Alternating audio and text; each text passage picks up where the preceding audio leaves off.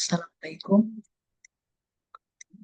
Pada kesempatan ini saya akan menjelaskan DNA profiling atau DNA fingerprinting dalam forensik odontologi. Apa itu DNA profiling? DNA profiling adalah teknik secara molekuler yang digunakan untuk mengidentifikasi individu berdasarkan urutan genetik atau urutan basa nukleotida pada DNA yang uniknya. Kenapa dipakai DNA ini atau cara DNA profiling ini di dalam forensik odontologi, terutama pada investigasi kriminal, juga untuk menganalisis kekerabatan, bisa juga untuk mengidentifikasi korban bencana alam atau penelitian khusus mengenai penyakit dan genetik ya. Biasanya data yang sebelum kematian, misalkan kalau pada penelitian atau identifikasi korban bencana alam, itu agak susah untuk mendapatkan data sebelum kematian atau antemortem. Sehingga data postmortem yang diperoleh dari DNA itu bisa digunakan. Kemudian mengidentifikasi dengan sumber DNA juga hasilnya kesalahannya itu akan kecil. Dan bisa juga ini untuk mengisi permintaan. Misalkan tadi untuk meneliti atau mengidentifikasi kekerabatan suatu keluarga, atau misalkan ada kasus perebutan anak. Nah, ini bisa dengan metode DNA profiling. Keuntungan menggunakan DNA profiling itu hasilnya itu sangat tinggi ya akurasinya. Kemudian berguna untuk materi biologis yang hanya sedikit ya, karena kita hanya mengambil DNA. Kemudian juga bisa mengidentifikasi individu yang tidak diketahui ya. Misalkan pada tadi pada bencana alam kita bisa menentukan apakah itu individunya laki-laki atau perempuan jika anggota badannya itu sudah rusak misalkan.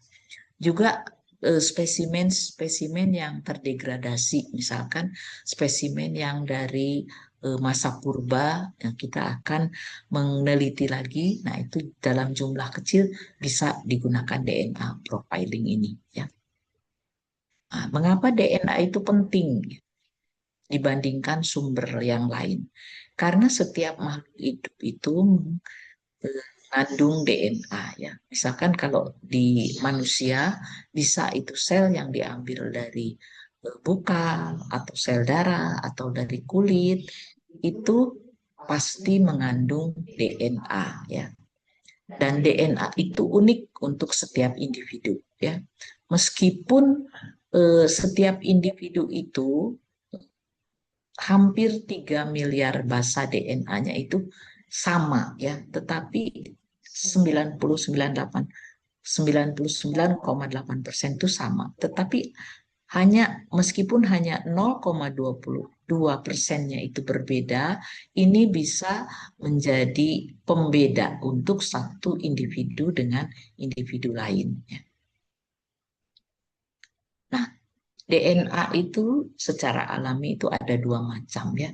Ada DNA yang DNA inti, nah, jadi disebut nuklir DNA. Nah, jadi kalau kita mengambil DNA inti untuk tadi DNA profiling biasanya hasilnya lebih akurat ya. Tetapi pada sampel-sampel yang terdegradasi atau sampel yang hanya sedikit saja, kita bisa menggunakan DNA mitokondria ya. Kalau inti selnya misalkan sudah rusak, jadi kita bisa mengisolasi DNA mitokondria. Nah, DNA mitokondria ini jumlahnya di dalam satu sel biasanya lebih banyak. Kalau DNA inti kan hanya satu ya, hanya di dalam inti saja. Tapi kalau DNA mitokondria ini bisa jumlahnya lebih banyak dalam satu sel. Nah, sumber-sumber DNA itu di dalam yang bisa digunakan dalam tadi forensik odontologi bisa bermacam-macam ya. Yang pertama itu bisa pulpa gigi. Pada gigi kita bisa menyebabkan beberapa daerah ya. Bisa di pulpa gigi, ini yang paling kaya sumber DNA-nya, bisa juga dari dentin atau bisa dari sementum. Nah, ini beberapa penelitian yang sudah membuktikan bahwa di ketiga daerah tadi, daerah gigi itu bisa kita isolasi DNA. Nah, DNA bisa juga kita ambil dari saliva ya, atau dari sel-sel epitel atau kulit ya, juga dari jaringan periodontal, jaringan penyangga gigi, juga dari tulang yang berasosiasi dengan ini ya, rahang, tulang rahang, bisa juga dari rambut atau dari darah ya. Tetapi eh, untuk tadi profiling DNA yang bertujuan untuk dentistry itu yang paling sering digunakan itu dari gigi ya. Mengapa gigi ini penting atau bisa tadi diambil DNA-nya untuk tujuan forensik odontologi? Yang pertama itu karena gigi itu eh,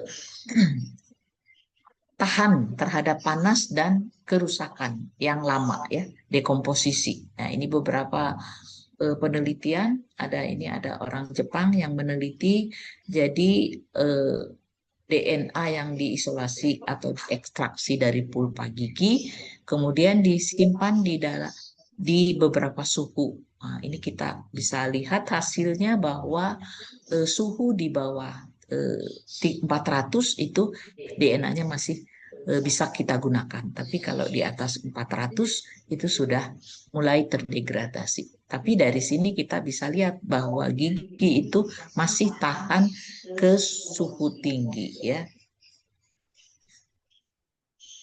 Kemudian dental jaringan gigi juga bisa melindungi melindungi dari kerusakan lingkungan. Contohnya materi-materi DNA yang diambil dari eh, sampel ancient atau sampel purba ya. Kemudian kalau ada yang kebakaran, nah itu juga sampel yang dari hasil yang terbakar itu masih juga bisa diambil DNA-nya. Terutama tadi dari gigi ya. Prinsip untuk DNA profiling itu adalah kalau kita ini ada sepotong DNA, di dalamnya kan ada beberapa gen atau berpuluh-puluh gen ya. Nah, kalau kita ambil satu potong gen itu, maka gen itu akan diekspresikan ya. Daerah yang diekspresikan tidak semua bagian gen, tetapi ada daerah yang tidak diekspresikan. Nah, ini yang ada yang merah namanya intron dan ada yang ekson. Intron itu adalah daerah yang diekspresikan. Pada DNA profiling yang menjadi prinsip untuk identifikasinya atau tadi profiling DNA-nya adalah bagian yang tidak diekspresikan, bagian intron ini. Nah, intron ini nanti ada daerah namanya adalah sebagiannya ada daerah yang DNA-nya itu berulang. Jadi dinamakan short tandem repetitive sequence atau STR. Nah, ini yang STR ini yang akan menjadi dasar dari DNA profiling atau yang akan membedakan. Tadi kalau kita mengidentifikasi satu individu dengan individu lain, ya. Nah, bagaimana DNA itu berbeda? Nah, ini contohnya ya. DNA sebenarnya bisa berbeda meskipun hanya satu basa saja berbeda ya. Ini misalkan ini individu satu dengan individu dua, ini ada yang berbeda di sininya. Jadi ada di sini ada A, G, C, C, C, C. Ada perbedaannya kalau yang di bawah itu di sini ada satu basa yang berbeda ya. Ini misalkan ini TCGTT. Nah, yang di bawahnya itu TCGTC. Nah, jadi T-nya diganti dengan C. Jadi meskipun hanya satu basa nukleotida yang berbeda yang ada di DNA, itu bisa membedakan bahwa satu individu berbeda dengan individu yang lain.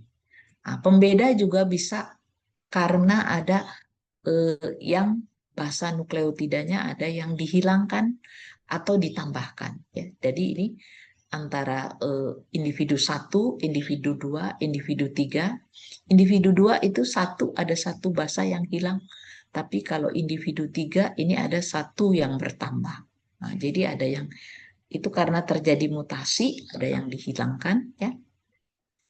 Tetapi tadi yang dipakai di DNA profiling itu adalah daerah DNA yang diulang. Jadi seperti ini. GC CAGGCTA GCTA diulang lagi di sini ya. GCTA GCTA. Jadi beberapa kali repetitive sequence. Nah, ini tadi yang disingkat menjadi STR. Ini adalah yang menjadi prinsip dari DNA profiling. Nah, tahapan untuk DNA profiling itu apa saja? Di sini saya tulis atau saya jelaskan hanya 5 tahap dasarnya saja ya.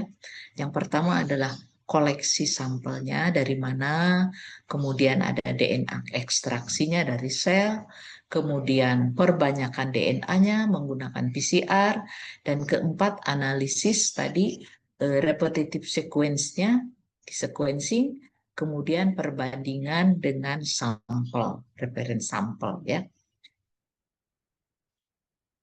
Nah, yang pertama koleksi sampel. Koleksi sampel tadi bisa kita tadi bisa mendapatkan dari sumber-sumber DNA sampelnya ya. Bisa dari gigi, bisa dari darah, tadi kulit atau rambut. Nah, kita sekarang ambil yang dari gigi. Contohnya dari pulpa dental ya. Pulpa dental ini kaya dengan pembuluh darah dan sel-sel. Nah, DNA-nya ini diambil dari selnya nanti diisolasi, misalnya sel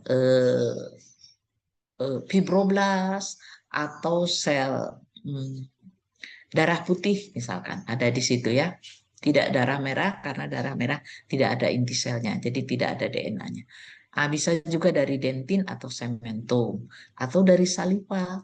Misalkan kita mengambil swab dari bukal ya, atau swab saliva, atau dari gigitan, misalkan ada gigitan dari orang yang orang sudah meninggal, misalkan kita curiga ini apakah dibunuh oleh manusia atau oleh hewan. Nah, itu ada bite mark-nya, ada dari orang yang terbunuh ini. Misalkan nanti di bite mark-nya itu kita swab, apakah itu nanti kita identifikasi, apakah dibunuh oleh orang lagi atau oleh hewan, itu bisa ditentukan. Ya. Nah, tapi ada yang perlu diperhatikan sebelum kita mengkoleksi sampel supaya nanti hasilnya itu bagus, maka perlu diperhatikan ya. Kita harus menggunakan sarung tangan, kemudian masker, kemudian juga bisa menggunakan gaun ya, lindungan. Nah, ini juga instrumen yang kita pakai tadi harus yang steril ya. Sarung tangannya steril. Kalau kita pakai ini pencapit atau harus menggunakan juga yang steril ya. Kemudian kita juga harus persiapan label. Label yang steril juga, kontainernya untuk menyimpan sampelnya. Kemudian ini tidak boleh sampelnya kita langsung pakai tangan karena di tangan kita juga diperkirakan ada DNA-nya yang DNA pas lepas ya. Nanti takut mengkontaminasi sampel, jadi kita menggunakan sarung tangan steril ya.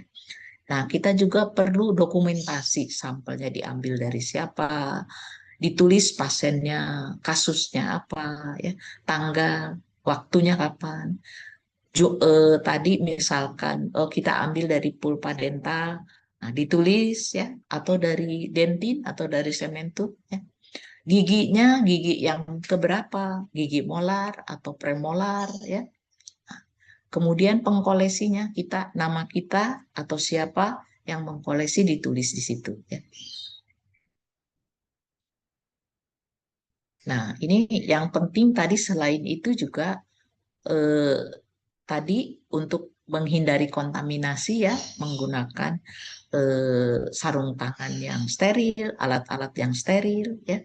Kemudian digunakan juga kalau bisa alat yang sekali pakai, tidak ada beberapa sampel kita gunakan alat yang sama.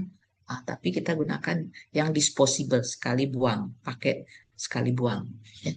Kemudian untuk menjaga kualitas DNA, kita juga perlu ini eh, memperhatikan beberapa resiko lingkungan yang bisa merusak DNA seperti panas, kelembaban, atau sinar UV ya, atau pertumbuhan mikroba. Nah, jadi ini kita harus perhatikan tadi alatnya ya steril. Jadi selalu menggunakan atau membawa tas yang bisa untuk ini sementara kalau kita tidak bisa transfer langsung ke laboratorium, jadi membawa box yang berisi es ya, supaya kita menjaga tadi sampel DNA-nya tidak cepat rusak. Kemudian labeling yang tadi sudah diterangkan juga ya, harus unik kodenya. Kemudian ini berisi tadi macam-macam ya, kolektor informasinya, tanggal koleksi site-nya. Nah, tidak boleh harus dijaga satu sampel, labeling satu sampel dengan sampel yang lain dijaga ya supaya tidak salah. Kemudian juga harus terdokumentasi tadi ya. Kalau perlu difoto, difoto. Nah, kemudian yang terakhir ada etik. Eh, Etiknya harus diperhatikan kalau kita akan mengambil sampel ya. Nah, kemudian yang tahapan kedua, ekstraksi DNA. Jadi ekstraksi DNA ini adalah mengisolasi DNA dari material sampel tadi, ya. Misalkan dari pulpa dental atau dari dentin atau dari yang lain-lain. Nah, bagaimana supaya DNA yang diekstraksi ini mempunyai kualitas DNA yang tinggi ya untuk supaya tadi profiling DNA-nya itu lebih jelas ya. Yang pertama harus kita melewati preparasi sampel dulu. Bagaimana cara mempreparasinya? Misalkan kalau gigi itu besar ya. Jadi kita harus menggrindingnya dulu atau merusak bukan merusak, maksudnya ini ya, membuat mempreparasi giginya supaya menjadi serbuk misalkan, supaya nanti kita bisa mengisolasi DNA-nya ya. Nah, kemudian kalau sudah tadi memperkecil sampelnya ya dengan cryogenic grinding atau dengan eh, pemotongan diamond ya kita melisis selnya. Nah, melisis selnya bisa dengan beberapa cara, bisa dengan eh, larutan ya larutan melisisnya bisa dengan deterjen atau dengan enzim ya. Nah, ini sebenarnya melisis sel itu ada untuk DNA ekstraksi, misal sebenarnya sekarang itu sudah ada kitnya. Jadi di dalam kit itu sudah ada untuk langsung larutan untuk melisis selnya langsung di situ ya. Tapi kita juga bisa membuat sendiri ya. Nah, tadi bisa dengan deterjen ya. Tadi deterjennya khusus, bisa juga dengan protein eh, ini yang merusak protein di membran sel atau dengan buffer solution ya. Jadi ini untuk merusak membran sel, nah, kemudian untuk memisahkan protein dari DNA-nya ya. Yang ketiga ini pemisahan. Tadi kalau sudah merusak selnya, dipisahkan antara protein dengan DNA-nya atau dengan RNA-nya. Kalau kita hanya mau mengisolasi DNA-nya saja. Nah, pemisahannya ini juga bisa dengan larutan organik ya, pelarut organik. Nah, tapi biasanya ini agak lama ya, time consuming. Kemudian ada beberapa pelarut tuh yang bersifat toksik ya. Nah, bisa juga dengan ekstraksi dengan select ini ya. Nah, ini biasanya tadi yang kit untuk DNA ekstraksi ini biasanya menggunakan ini select ekstraksi. Nah, tapi sekarang yang paling ini dengan ini silica spin column method. Ini yang lebih ini lagi ya, lebih advance lagi ininya. Nah, kalau sudah didapat DNA-nya, nanti dikuantifikasi jumlah DNA yang didapatnya. Berapa jumlahnya? Karena kenapa harus dikuantifikasi? Karena pada tahap selanjutnya, pada tahap amplifikasi, jumlah DNA yang akan diamplifikasi itu tertentu jumlahnya, sehingga harus dikuantifikasi apakah kurang atau berlebih. Kalau kurang, maka harus ditambah. Kita harus mengisolasi lagi dari sampel yang tadi yang besar. Tapi kalau kurang, kita bisa atau berlebih, kita harus encerkan jumlah DNA-nya. Ya. Nah, tahap selanjutnya adalah perbanyakan DNA-nya menggunakan PCR. Jadi polymerase chain reactor atau PCR ini menggunakan thermal cycle, mesinnya namanya mesin PCR atau thermal cycle ya. Targetnya tadi untuk DNA profiling ada locus STR tadi. Jadi lokus untuk urutan DNA yang terulang ya, kan short tandem repeat.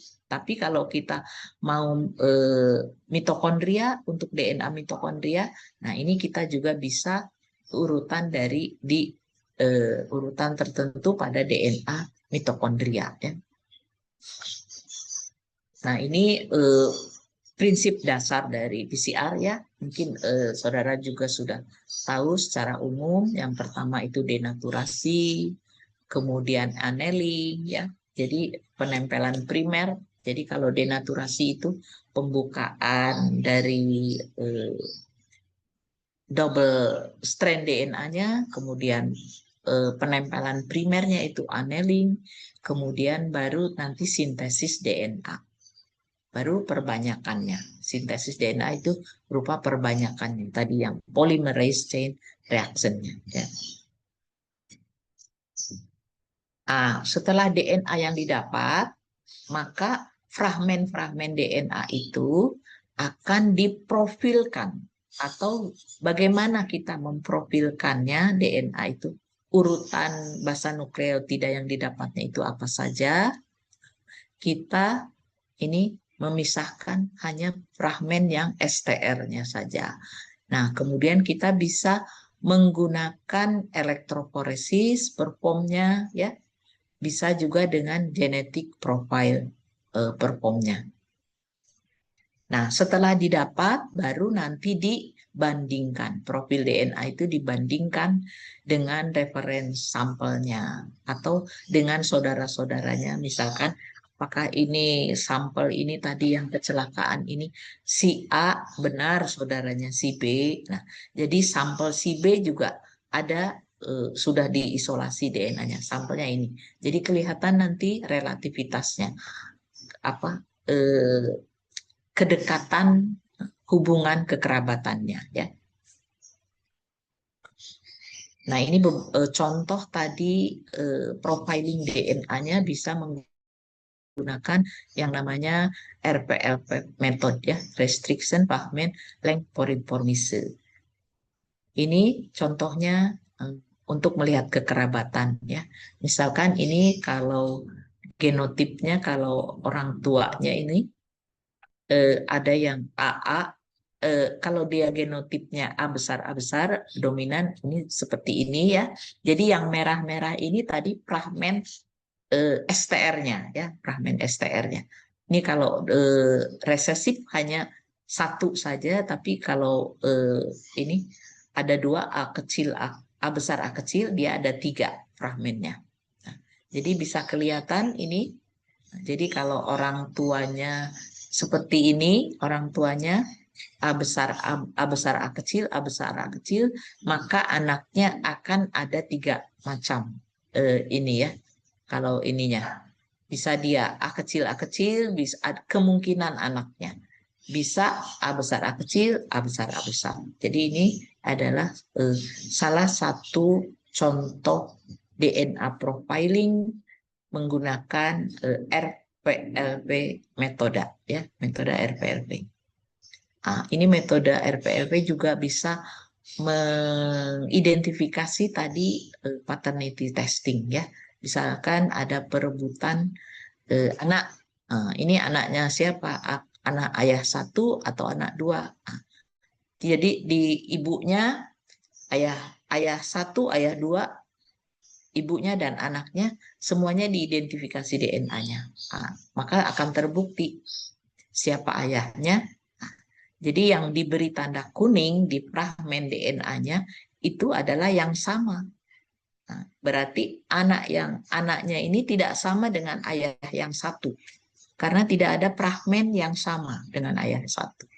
Tetapi dengan ayah yang dua itu dia ada yang sama, yang ditandai dengan kuning ya. Dan sebagian yang tidak ditandai dengan kuning itu adalah kepunyaan ibunya.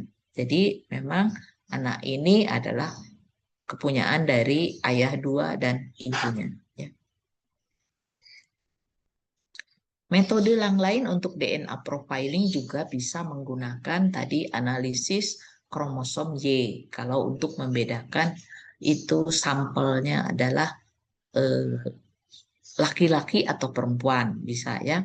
Juga tadi dengan single nucleotide polymorphism juga bisa ya. Atau yang paling modern sekarang adalah dengan NGS atau Next Generation Genome Sequencing. Nah, biasanya NGS itu lebih ini berguna untuk itu tadi apa namanya? Mass disaster ya. Kalau ada korban bencana alam yang banyak sekali. Kalau untuk analisis kromosom Y-nya, kemudian single nucleotide polymorphism itu kita hanya bisa mengambil sampel dari satu individu saja. Nah, agak sukar kalau itu korbannya banyak. Nah, dengan metode NGS ini kita bisa mengambil sampel banyak ya dalam satu kali running profiling DNA-nya itu bisa sekitar 50-an itu bisa ya dilakukan. Jadi ini metode NGS ini berguna sekali untuk korban bencana alam yang besar ya. Nah, jadi tadi DNA profiling ini dalam bidang kedokteran gigi ada keterbatasannya ya. Misalkan kalau ada sampelnya itu DNA-nya terdegradasi karena lingkungan. Tadi misalkan dari sampel yang purba, nah, itu agak sukar ya. Kemudian kontaminasi. Nah, jadi kontaminasi misalkan dari kejadian apa namanya? Kecelakaan yang kecelakaan pesawat misalkan penumpangnya banyak itu bisa rusak badannya terpotong-potong misalkan. Nah, itu jadi mudah terkontaminasi, bisa bakteri atau jamur ya. Nah, juga laboratoriumnya biayanya sangat tinggi ya kalau isolasi DNA. Kemudian juga memerlukan alat-alat dan yang khusus dan orang yang mengerjakannya juga harus mempunyai kemampuan yang khusus di bidang analisis DNA. Tetapi ini walaupun tadi banyak juga keterbatasannya, tetap di masa mendatang ini mempunyai keuntungan juga. Tadi dengan adanya metode NGS contohnya ya, kita bisa menganalisa profiling DNA dalam jumlah yang besar sampelnya ya. Kemudian juga sekarang sudah ada rapid DNA teknologi, jadi kita bisa mendapatkan data DNA profiling itu dalam hitungan waktu yang sebentar ya, tidak terlalu lama. Kalau zaman dulu bisa 1 bulan, nah sekarang mungkin bisa beberapa hari sudah kita dapatkan hasilnya ya. Juga ini bisa karena tadi cepat datanya, kemudian bisa banyak, maka bisa meningkatkan database forensik ya. Kemudian juga sekarang sudah yang alat-alat yang disertai dengan digital ya. Jadi kita bisa mengintegrasikan hasil DNA analisis itu dengan digital sehingga bisa dikirimkan ke tempat eh, mana yang memerlukan ya, langsung dengan cepat, tidak isolasi apa namanya, isolasi sampelnya di mana kan anak nanti setelah eh, prosesnya selesai, maka karena tadi ada digitalisasi, maka itu hasil DNA forensiknya atau DNA profilingnya itu bisa langsung dikirim kembali dengan cepat ke Indonesia. Nah, jadi itu keuntungannya di masa depannya. Ini beberapa eh, pustaka yang digunakan di eh, topik tadi DNA profiling yang sudah saya jelaskan. Mungkin itu saja topik hari ini yang bisa saya jelaskan. Terima kasih. Assalamualaikum warahmatullahi wabarakatuh.